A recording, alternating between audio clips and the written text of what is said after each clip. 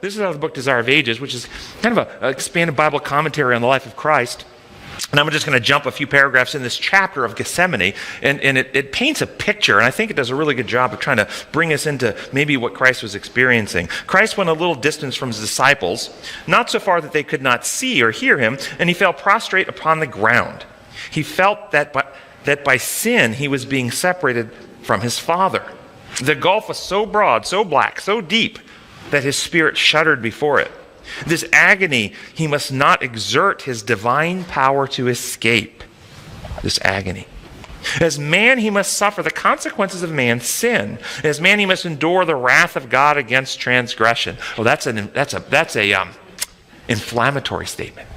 That's a statement that gets confused, and many people misunderstand the wrath of God. See, how do you define wrath? God, angry, using his power to inflict harm like a human being would do. When you become mad, you rage and you curse and you swear and you just beat people up. Is this how we see God in this moment? He's wrathful? Or do we take Paul and the other places in Scripture where the wrath of God is being revealed against all godlessness and wickedness of men to suppress the truth by their wickedness, Romans 1:18. And there he goes on to tell them, because they suppressed the truth of the knowledge of God, they didn't think it worthwhile to retain the knowledge of God. They made images with their own hands. Verse 24, 26, 28. God takes action. Therefore, God gave them up. Therefore, God gave them up. Therefore, God gave them up. You see, when you love, when you are a being of love, and someone rebels against your love, and you think about this in your marriage relationship, you love your spouse, and your spouse rebels against your love, and doesn't want to be with you anymore. Ultimately, what is the most wrathful thing you can do in the end if you're still a being of love? Let him go. Let him go. Set him free. And so Paul tells us in 1:18, God's wrath is being revealed, and then what God does in 24, 26, and 28. And then in chapter 4, verse 25, he uses the exact same language in Greek. The English translators translate it differently. It's the exact same in Greek as he did in 24, 26, and 28, talking about Christ at the cross. Therefore, God gave him up at the cross. The English often will say God delivered him over, or things like this. But God gave him up, exact same language. And so what did God do to his son at the cross? He surrendered Christ. Okay, this is his wrath. He stops intervening. He stops working to hold at bay what sin does. We'll keep reading on the, skipping down a couple of pages. Again, the son was seized with superhuman agony, and fainting and exhausted, he staggered back to the place of his former struggle. His suffering was even greater than before.